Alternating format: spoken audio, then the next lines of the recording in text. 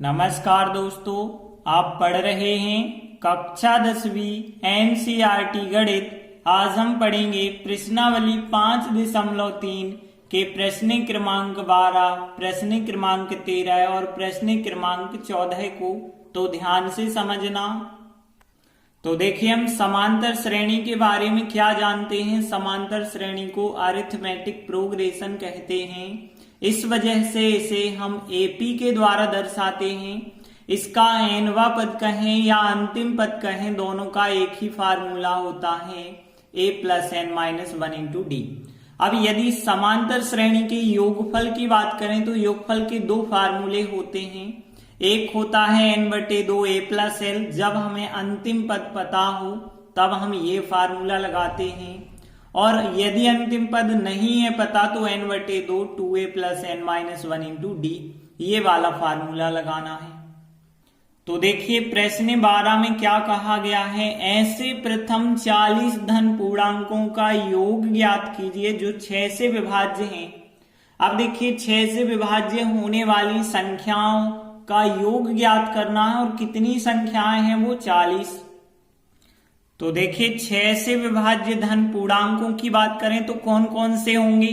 तो देखिए, 6 का भाग 6 में जाता है, और 6 का भाग 12 में जाता है, फिर 6 का भाग 18 में जाता है, और फिर 6 का भाग 24 में जाता है। देखिए, हमें केवल धनात्मक संख्याएं लिखनी है, तो हम 6 का पहाड़ा ही समझ लीजिए, इसमें लिखेंगे 6, 12, 18, 24 और आगे 30 आएगा, फिर डेड डैश इस प्रकार से आते जाएंगे।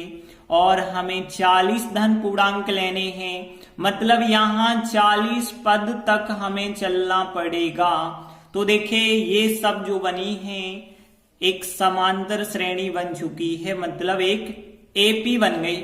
और एपी बन गई है तो एपी का पहला पद हमें पता है कितना हो गया, 6।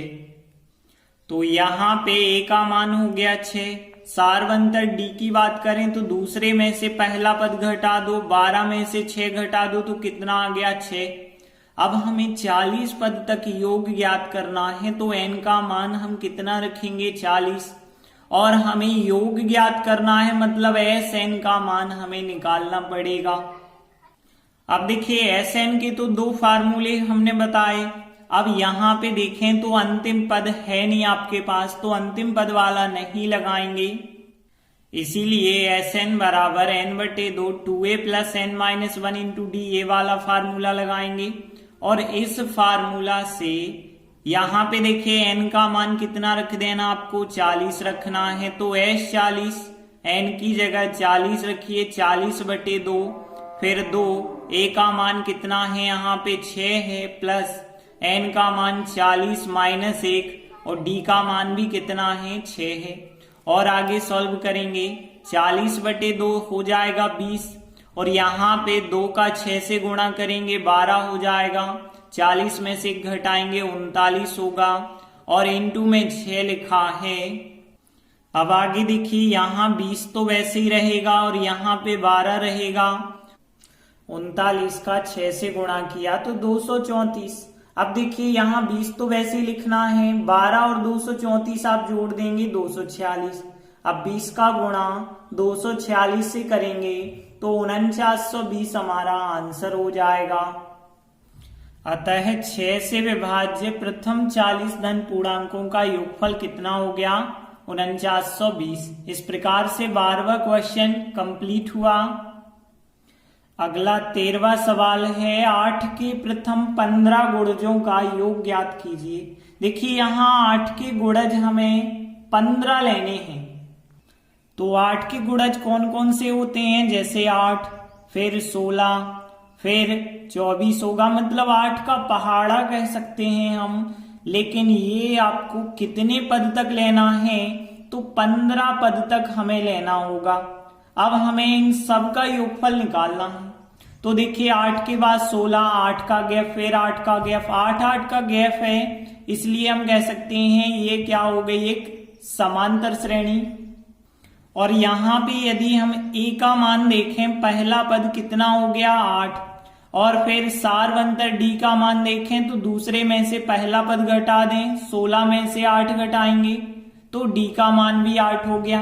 अब यहाँ 15 पद तक योगफल ज्ञात करना है, मतलब n का मान हमें 15 मिल गया और हमें निकालना क्या है, योगफल, मतलब Sn का मान हमें ज्ञात करना है। अब देखिए Sn के दो फार्मूला होते हैं, लेकिन यहाँ अंतिम पद तो है ही नहीं, तो अंतिम पद वाला तो हम लगा ही नहीं सकते, तो यही फार्मूला हम फिर लगाएंगे n/2 2a + n - 1 × d।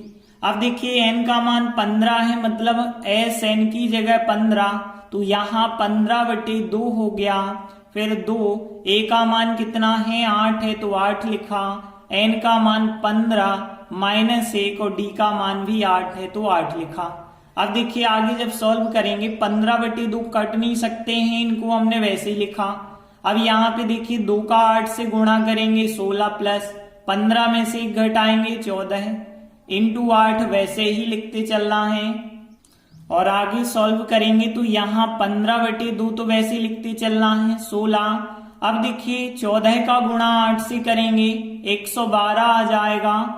16 और 112 यदि हम जोड़ देते हैं तो कितना हो जाएगा, 128 हो जाएगा। अब हमें कोष्टक लगाने की जरूरत नहीं है, लेकिन यहाँ पे कोई चिन्ह नहीं था, गुणा माना जाएगा।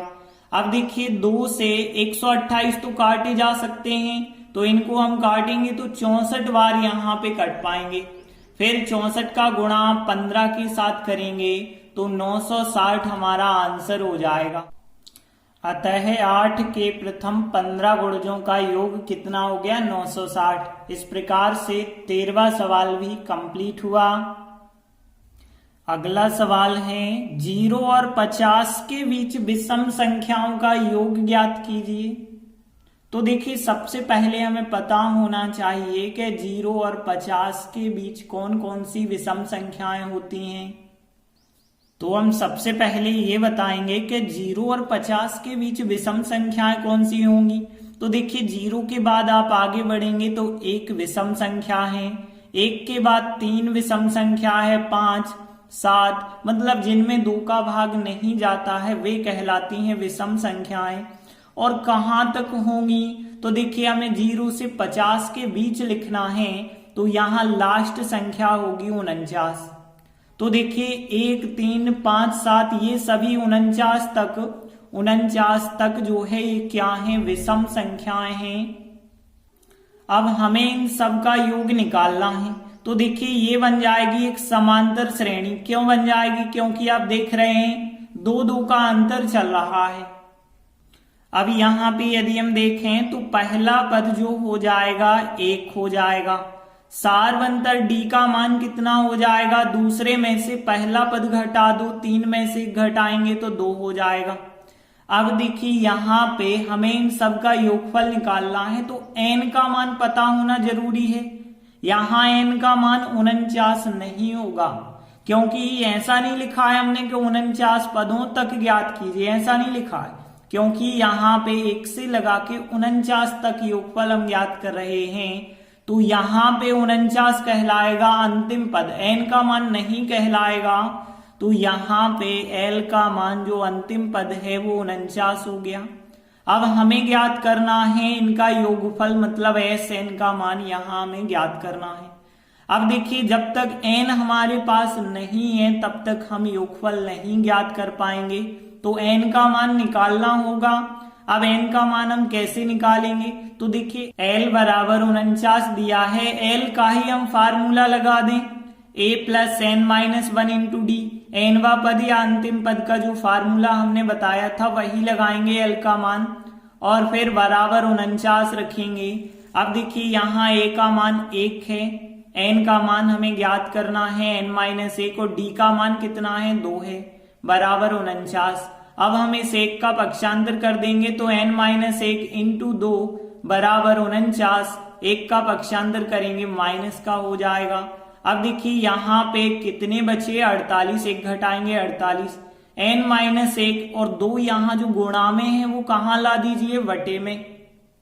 अब हम 48/2 को हल करेंगे, मतलब 2 का भाग 48 में देंगे तो 24 बार जाएगा, n - 1 बराबर 24 आया, तो n बराबर 24 माइनस का 1 इस तरफ रखेंगे तो प्लस का 1, तो यहाँ n बराबर 24 और एक कितना आ जाएगा 25। तो n का मान अब हमें पता चल चुका है, तो अब हम योगफल निकाल सकते हैं। लेकिन एक चीज, योगफल के दो फार्मूले हमने बताए थे।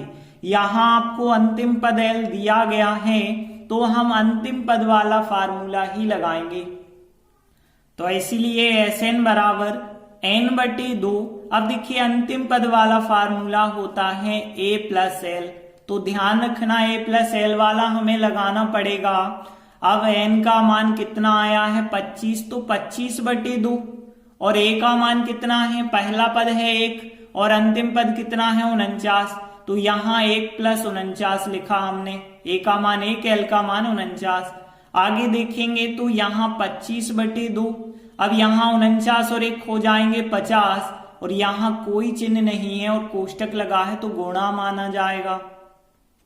अब हम 2 से 50 को यदि काटेंगे तो फिर 25 बार कट पाएंगे और 25 और 25 का गुणा करेंगे तो कितना आ जाएगा 625 आ जाएगा। यही हमारा फिर आंसर होगा। और हम अंत में लिख देंगे अतः 0 और 50 के बीच की विषम संख्याओं का योग 625 है। इस प्रकार से 14वां सवाल भी कंप्लीट हुआ। धन्यवाद।